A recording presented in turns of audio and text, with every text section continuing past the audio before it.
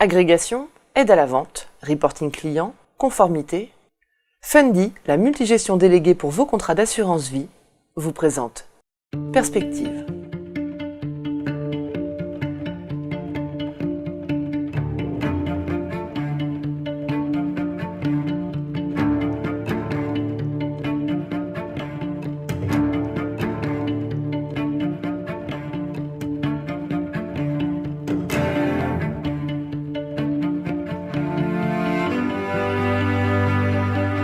Bonjour, je suis Christophe Tapia et je vais vous présenter mes perspectives. Comme beaucoup d'enfants, le petit Christophe il se voyait un peu dans la piste aux étoiles, ou footballeur, ou pilote de Formule 1, mais quelque chose avec un peu de bagarre, un peu de compétition, c'est là où je me reconnaissais le plus. Alors, je suis arrivé dans ce métier totalement par hasard, un parcours plutôt atypique, une famille très modeste, pas d'études, en commençant par vendre des photocopieurs puis des machines à affranchir, et pas grand chose qui me prédestinait à faire de la finance. J'ai eu la chance moi de démarrer au tout début des boutiques, parce que j'ai été chez Tocqueville Finance au début des années 2000, avec un gérant emblématique qui s'appelle Marc Tournier, donc c'est le premier qui m'a donné la chance de pouvoir faire ce métier. La différence, on l'a cherché au travers de la simplicité, de la pédagogie et puis sur une classe d'actifs que beaucoup de gens avaient oublié, les obligations, parce qu'effectivement, pendant très longtemps, les obligues, c'était le fonds en euros. Et avec la baisse des rendements des fonds en euros, fatalement, on a redécouvert cette classe d'actifs et donc on s'est engouffré dans ce modèle.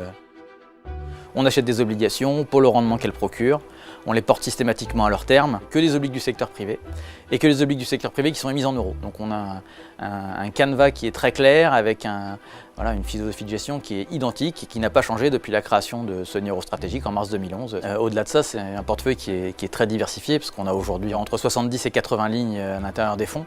Pas de ligne qui dépasse les 2,5 du montant global de l'actif géré, donc tout ça pour se prémunir d'un accident éventuel.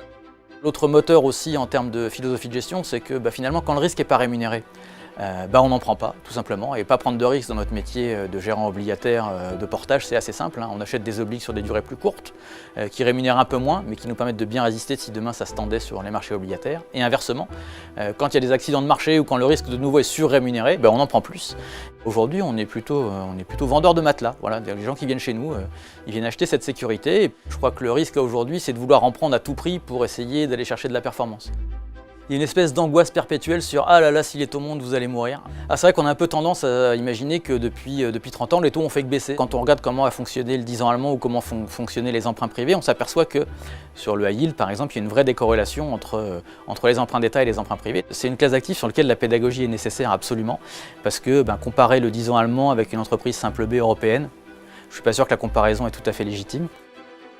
Ce fameux QE sur les emprunts privés, c'était pas une bonne nouvelle au départ. Que ça s'arrête, ça devient plutôt une bonne nouvelle. Ce que nous on craignait finalement, c'est que ce QE sur les emprunts privés s'étende aussi sur le high yield. Parce que là, au bout du compte, on s'aperçoit que le QE il a un effet, on va dire, un peu dévastateur sur le rendement et sur les taux de rémunération des emprunts investment grade. Si on avait eu la même chose sur le high yield, finalement, on aurait eu des taux sur tous les emprunts privés avec une rémunération entre 0 et 1 et finalement, on n'aurait plus eu de valeur ajoutée pour sélectionner des obligues. On va pouvoir de nouveau être très sélectif sur les emprunts que l'on achète et de nouveau peut-être acheter de l'investment grade si le niveau de rémunération nous convient bien.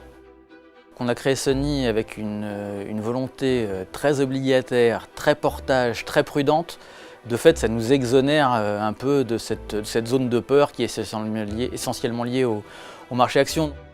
Il y a deux règles d'or que j'essaye de m'appliquer au quotidien.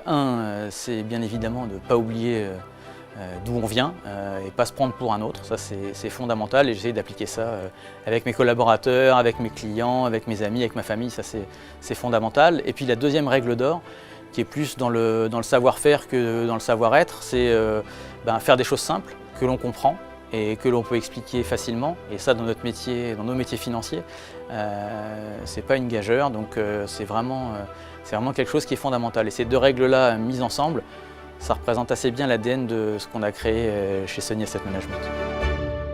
Action. Droite.